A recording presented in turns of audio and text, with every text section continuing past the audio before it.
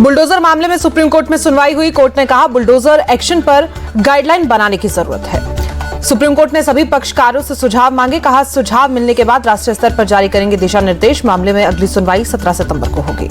Kannauj rape case में आरोपी नवाब सिंह यादव का DNA sample match. UP police के पास डीएनए जांच की रिपोर्ट आई। नवाब सिंह यादव पर अपने कॉलेज परिसर में नाबालिग से रेप करने का आरोप। 11 अगस्त को पुलिस ने किया था गिरफ्तार। दिल्ली वक्फ बोर्ड केस में ईडी ने अमानतुल्लाह को किया गिरफ्तार। अमानतुल्लाह बोले मैं बेकसूर हूं। दिल्ली वक्फ बोर्ड केस में ईडी ने अमानतुल्लाह को किया गिरफ्तार। छापेमारी के लिए पहुंची ईडी की टीम से अमानतुल्लाह खान की काफी देर तक नोकझोंक हुई। करीब 2 घंटे तक अमानतुल्लाह ने नहीं खोला था दरवाजा।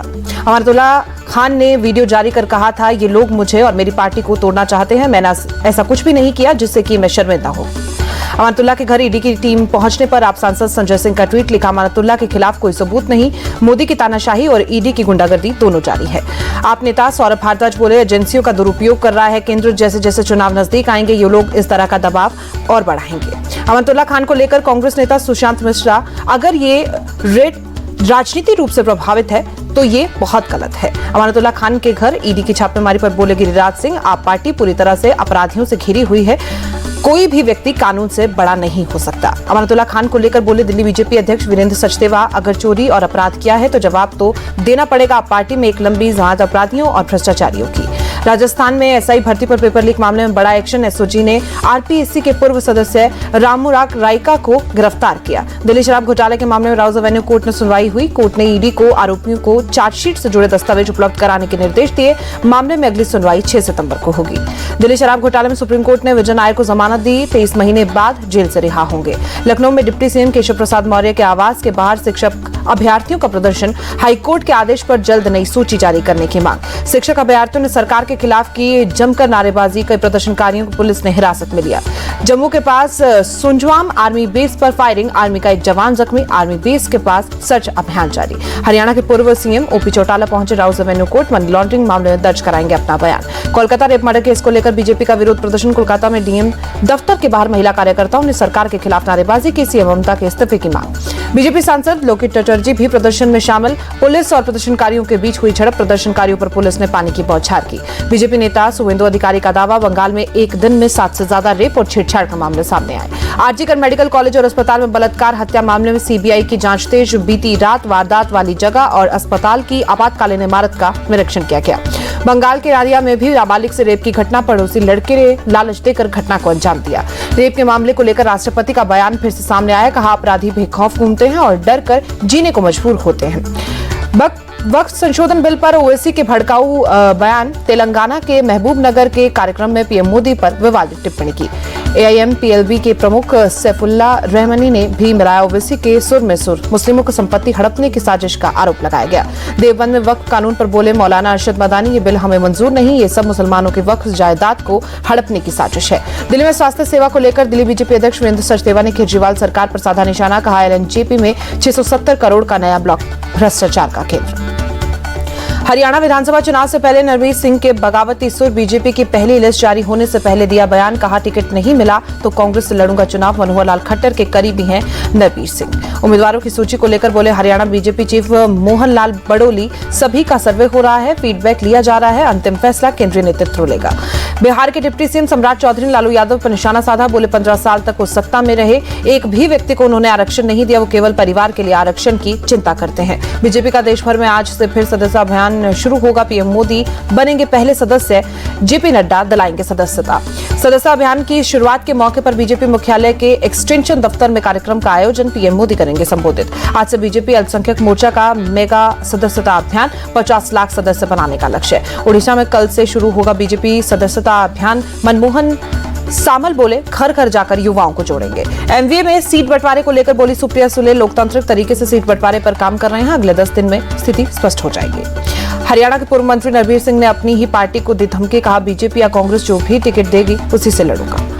पीडीपी चीफ महबूबा मुफ्ती हुर्रियत के लोग अछूत नहीं हैं, उनसे बातचीत कर रास्ता निकालना होगा। विदिशा के गंज बसोदा में शिवराज चौहान ने कार्यकर्ताओं को संबोधित किया। लोकसभा चुनाव में समर्थन के लिए आभार जताया। महाराष्ट्र के अहमदनगर के तोपखाना थाने में बीजेपी नेता नीतीश राणे के खिलाफ केस दर्ज, भड़काऊ भाषण और धार्मिक भावनाओं को ठोस पहुंचाने का आरोप। बीजेपी नेता नीतीश राणे का विवादित बयान, कहा हमारे रामगिरी महाराज के खिलाफ अगर किसी ने कुछ कहा तो मस्जिदों में आकर चुन चुन कर मारेंगे। वारिस पठान ने नीतीश राणे के बयान पर आपत्ति जताई, कहा बीजेपी महाराष्ट्र में चुनाव के पहले सांप्रदायिक हिंसा कराने की कर रही है कोशिश। तेजस्वी यादव ने बीजेपी और जेडीयू पर निशाना साधा, कहा ये लोग सिर्फ बड़ी बड़ी बातें करते हैं, हम लोगों ने 10 लाख लोगों को रोजगार दिया था। जेडीयू सांसद संजय झा का तेजस्वी पर पलटवार, कहा इन लोगों ने पंचायतों में आरक्षण तक नहीं दिया था। मणिपुर में एक बार फिर भड़की हिंसा, एक महिला समेत 2 की मौत जबकि कई लोग जख्मी। हरियाणा के चरखी दादरी में घटना पर बोले राहुल गांधी, नफरती तत्व फैला रहे हैं, हिंसा बीजेपी सरकार में खुली छूट। रेल मंत्री अश्विनी वैष्णव ने वंदे भारत ट्रेन के स्लीपर वर्जन का निरीक्षण किया, कहा 3 महीने बाद स्लीपर वर्जन में लोग कर सकेंगे यात्रा। वंदे भारत के स्लीपर वर्जन में ऑक्सीजन और टेम्परेचर का लेवल वैज्ञानिक तरीके से होगा मेंटेन, वायरल की रोकथाम के फीचर भी शामिल। बहराइच में आदमखोर भेड़िए ने फिर किया अटैक, 3 साल के मासूम को बनाए शिकार, हुई मौत, बुजुर्ग महिला पर किया हमला। बहराइच के मंगलूर में मुख्य वन संरक्षक रेणु सिंह ने भेड़िया तलाशी अभियान का लिया जायजा, बोले ड्रोन लगातार उड़ाए जा रहे हैं, हमने 4 भेड़ियों को पकड़ा है, 2 बाकी हैं। टेपरा गांव में रात के वक्त घर में सो रही बुजुर्ग महिला पर भेड़िए ने हमला किया, परिवार के लोगों के शोर मचाने पर भागा भेड़िया। पुणे में पूर्व कॉर्पोरेटर की गोली मारकर हत्या, हमलावर 5 राउंड गोलियां चलाकर फरार हुए, चाकू से भी हमला किया। पुणे के अजीत पवार गुट के पूर्व नगर सेवक वनराज आलेकर की हत्या का सीसीटीवी फुटेज सामने आया, पुलिस ने 3 लोगों को हिरासत में लिया।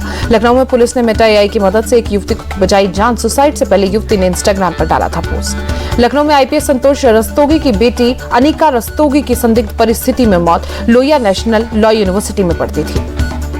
कर्नाटक के तुमकुर में एक गोदाम में लगी आग, दमकल की गाड़ियों ने कड़ी मशक्कत के बाद आग पर काबू पाया। यूपी के मथुरा में इमारत गिरने से एक की मौत, हादसे में घायल 4 लोग अस्पताल में भर्ती।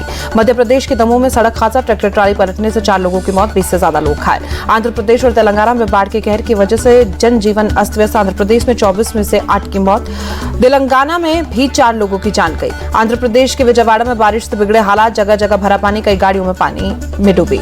आंध्र प्रदेश और तेलंगाना में भारी बारिश से कई रेलवे ट्रैक पर पानी भरा, दक्षिण मध्य रेलवे में कई ट्रेनें रद्द की गई, रूट भी डायवर्ट। आंध्र प्रदेश के सीएम चंद्रबाबू नायडू ने बाढ़ प्रभावित इलाकों का निरीक्षण किया, भारी बारिश के चलते कई जिलों में जल भरा, राहत बचाव कार्य जारी। तेलंगाना में महबूबाबाद में बारिश के चलते पानी में बहा केसामुद्रम इंतकानी रेलवे ट्रैक पुल के पुनर्निर्माण का काम जारी किया गया। तेलंगाना के खम्मन लगातार 2 दिन से भारी बारिश, कई इलाकों में जल भराव, मन्नेरू नदी का जलस्तर बढ़ा। कर्नाटक के कुलबर्गी में भारी बारिश के बाद कई जगहों पर बाढ़ जैसे हालात, स्कूल कॉलेज बंद, लोगों की परेशानियां बढ़ी।